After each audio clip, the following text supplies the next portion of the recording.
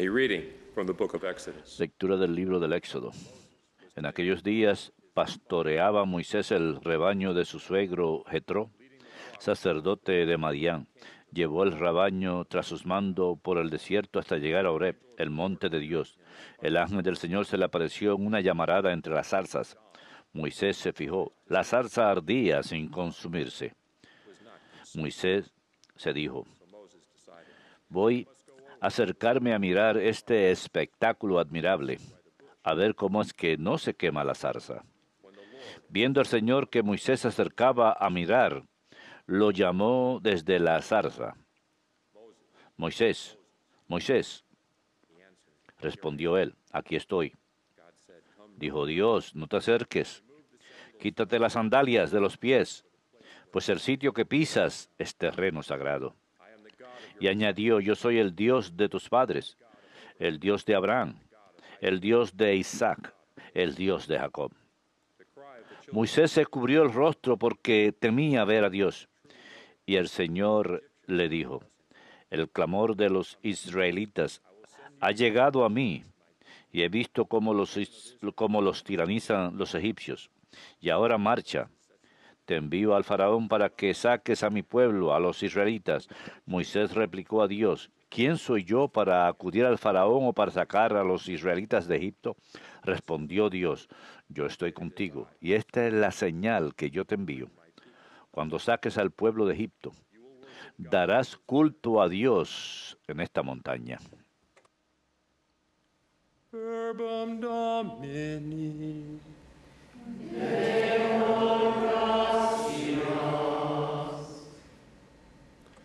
The Lord is El Señor es compasivo y misericordioso. El Señor es compasivo y misericordioso. Bendice alma mía al Señor, y todo mi ser a su santo nombre.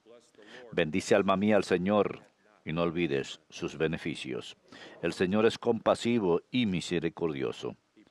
Él perdona todas tus culpas, cura todas tus enfermedades. Él rescata tu vida de la fosa y te colma de gracia y de ternura. El Señor es compasivo y misericordioso. El Señor hace justicia, defiende a todos los oprimidos. Enseñó sus caminos a Moisés y sus hazañas a los hijos de Israel. El Señor es compasivo y misericordioso.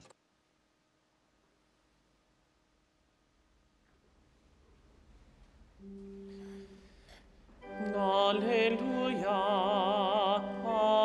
alleluia, alleluia, alleluia, alleluia.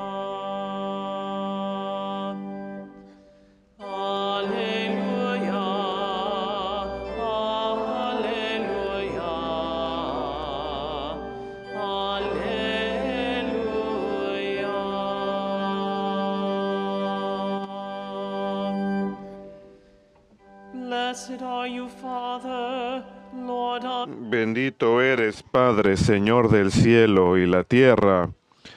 Has revelado a los más humildes los misterios del reino. Alleluia, alleluia, alleluia.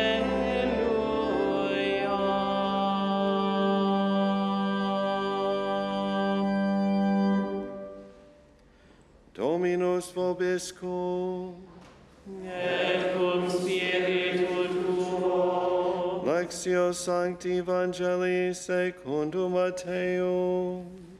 Gloria tibi, Domine. At that time, Jesus En aquel tiempo Jesús exclamó: te doy gracias, Señor, Padre de cielo y tierra, porque has escondido estas cosas a los sabios y entendidos, y se las has revelado a la gente sencilla. Sí, Padre, así te ha parecido mejor. Todo me lo ha entregado mi Padre, y nadie conoce al Hijo más que el Padre, y nadie conoce al Padre sino el Hijo, y aquel a quien el Hijo se lo quiera revelar. Verbum Domini.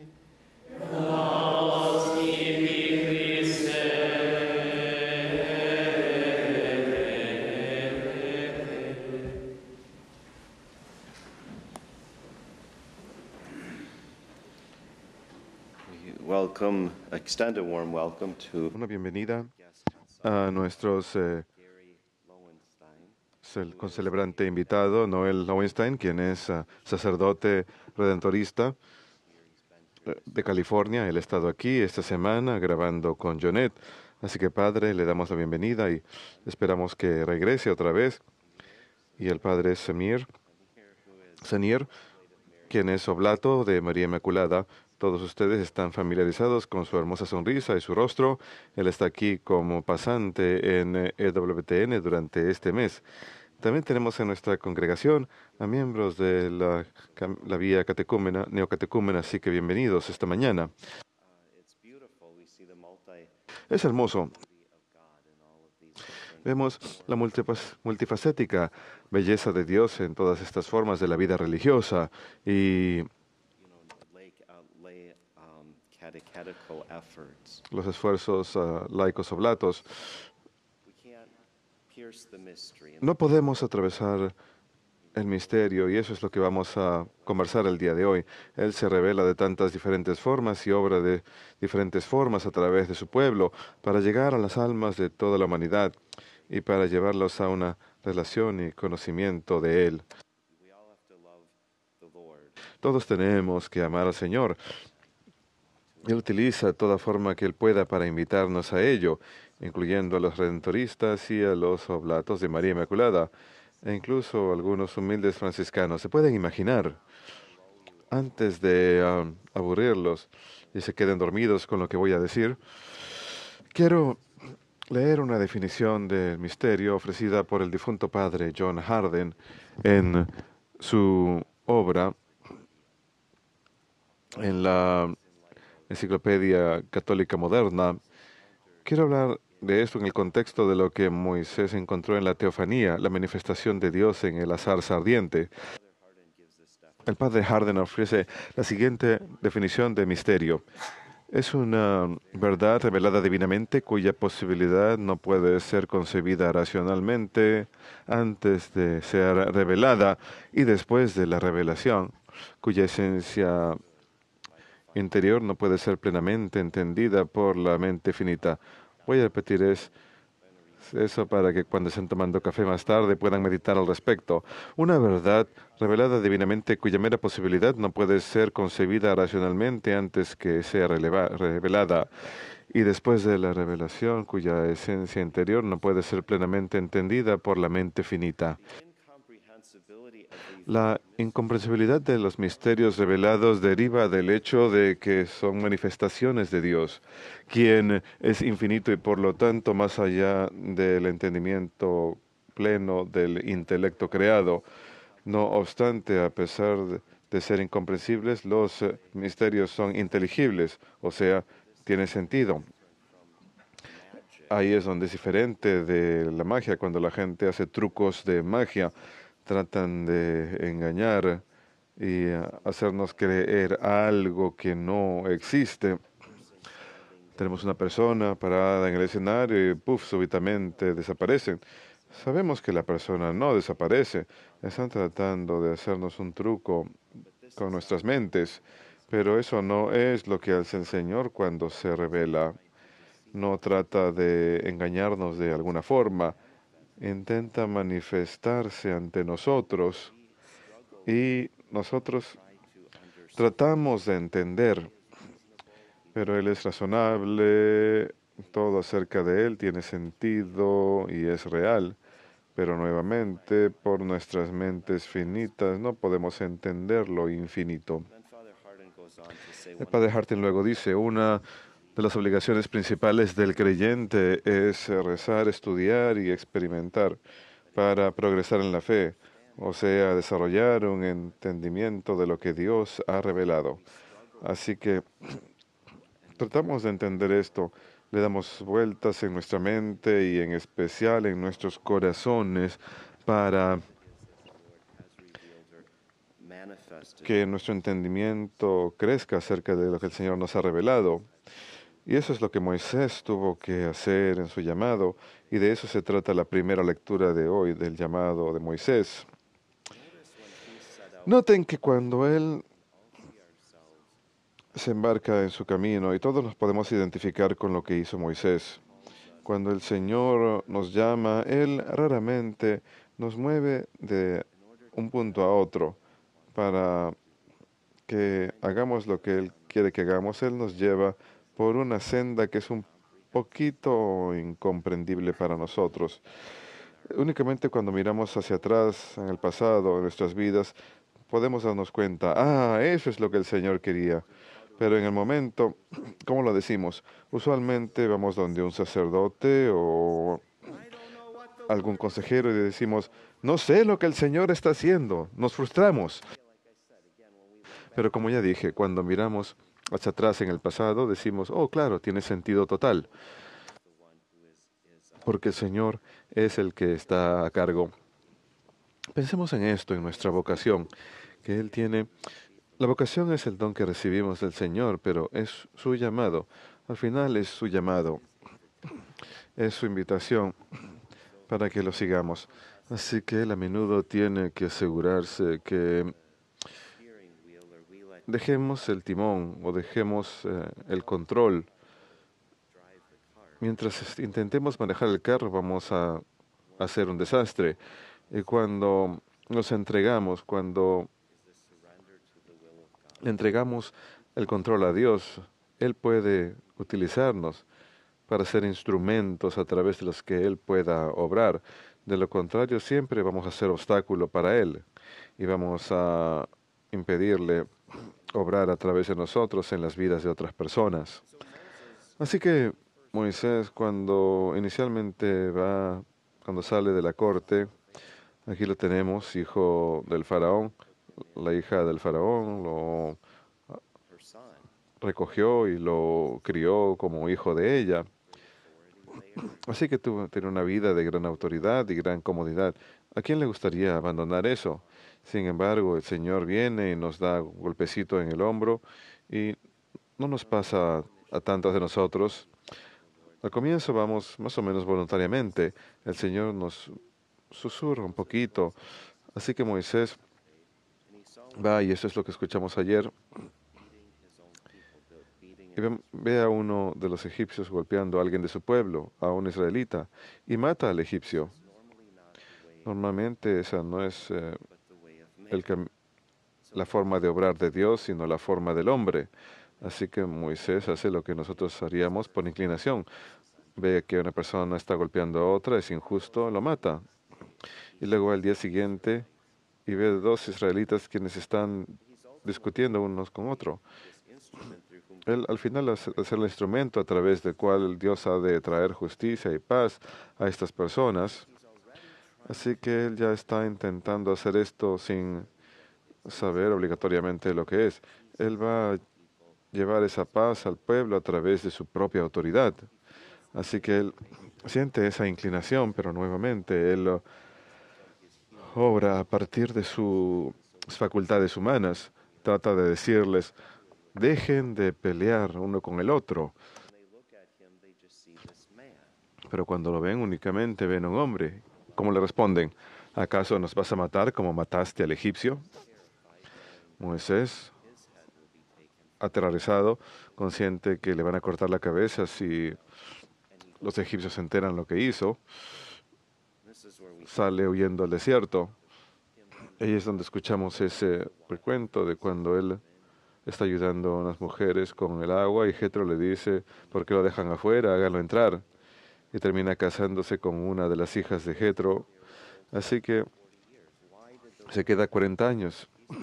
El Señor, ¿por qué lo llevó ahí? Si él estaba supuesto a sacar al pueblo de la esclavitud en Egipto, ¿por qué el Señor lo lleva hasta allá? ¿Qué estaba haciendo Moisés? Cuando lo vemos en la mañana, al comienzo de este pasaje, guiando al rebaño por el desierto, llegó a Horeb, el monte de Dios.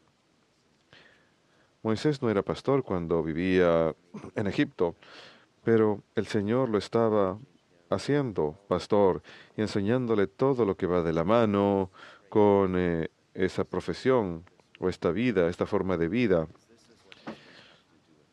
porque eso es lo que él iba a tener que hacer con el pueblo. iba a tener que guiarlos como ovejas, iba a tener que tener ese sentido de salvaguardarlos y también de no cansarse de ellos. Traten de cuidar un grupo de animales o les van a impacientar y los van a cansar muy pronto. El Señor hace esto a propósito, diciendo, mira, eso es con animales, espérate hasta que te ponga a cargo de un pueblo. Y Moisés no guió al pueblo de Dios a partir de su experiencia humana en la corte del faraón. Él no los guió o los gobernó como el faraón. Él más bien los guió y los cuidó como un pastor cuida a su rebaño. Así que el Señor lleva a Moisés para prepararlo para esta misión. Y al hacer esto nuevamente, piensen en cómo ha sido esto en sus propias vidas. Nuevamente miramos al Señor y le decimos, no tiene sentido lo que estás haciendo. ¿Por qué estoy perdiendo mi tiempo, entre comillas, desde la perspectiva humana?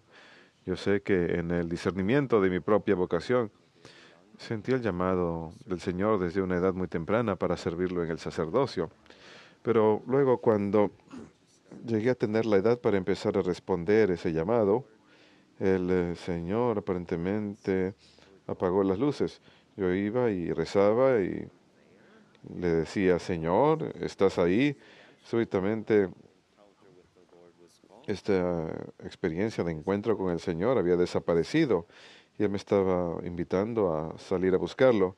Y luego terminé saliéndome de la universidad durante un tiempo, trabajando en un lugar. Recuerdo el primer día que entré a ese almacén, parecía un campo de concentración, y miré a mi alrededor y me dije, de ninguna manera yo me podría quedar aquí. Voy a responder la llamada del Señor mañana mismo. Y yo me quedé ahí bastante tiempo. Y un pequeño grupo de personas ahí tuvo una influencia enorme en mí y en mi respuesta al Señor. Nada más por su aliento y su testimonio de vivir su propia vida y su fidelidad en sus familias y sus matrimonios. Y yo me quedé en ese campo de concentración bastante tiempo más de lo que yo había previsto, pero cuando me marché, no fue un lugar tan terrible. Cuando me marché de ahí, entonces supe que era el llamado del Señor y que era su misión y no la mía. Y fue al ejercer paciencia en esa experiencia que continué tratando de seguir lo que el Señor me estaba llevando a que hiciera.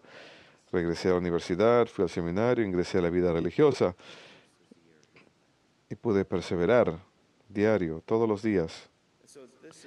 Así que esto es lo que le ocurre a Moisés cuando él está en el desierto y encuentra al Señor en la zarza ardiente. El Señor a menudo se revela, bueno, no tan a menudo, siempre en misterio. Y nosotros estamos atraídos a esto. Hay algo en nosotros que nos acerca a Él. Y como el Padre Harding indica, entonces a través de la oración, la experiencia, el estudio, podemos hacer ese esfuerzo para tratar de entender lo que el Señor nos está revelando. Y entonces nos embarcamos en su misión. Así que cuando Moisés estaba tratando de entender este encuentro con Dios, consciente de que estaba ante su presencia, hoy en día, cuán a menudo los jóvenes y nosotros mismos descubrimos lo que el Señor tiene en mente para nosotros al ingresar en la presencia del Señor, su presencia real en la Sagrada Eucaristía. Nos encontramos con un misterio que parece incomprensible para nuestras mentes, para nuestra mente finita. Y sin embargo, estamos ante su presencia, conscientes que el Señor está ahí. Y nos sentimos atraídos a su presencia y acudimos ante Él como lo hizo Moisés. A menudo la gente se quita las sandalias o los zapatos en la capilla, no solamente porque tengan calor, sino por un sentido de reverencia. Venimos a postrarnos. Eso fue lo que hizo Moisés. Él se postró ante esa manifestación del Señor. Y cuando el Señor le habla, él sabe que está en la presencia de Dios. Así que el Señor le habla y le dice qué es lo que les ha supuesto hacer y cómo ha de identificar al Señor ante el pueblo israelita. Así que cuando él envía a Moisés, la gente ha de preguntarle, ¿por qué tenemos que escucharte? ¿Quién eres tú? Y Moisés les dice lo que el Señor le dijo, no vengo por mi propia autoridad humana, sino que vengo obedeciendo la orden de Dios, quien es el Señor de Abraham, Isaac y Jacob. Y la gente lo escucha. Y luego va donde el faraón y permite que el Señor lo utilice para realizar todas esas plagas y todos esos misterios que van más allá del poder humano. Nuevamente, Moisés entonces es el instrumento de Dios en la vida de su pueblo, también en la vida de los egipcios. Y él se convierte en instrumento, diciendo, esto no es por plan mío, sino por el plan del Señor.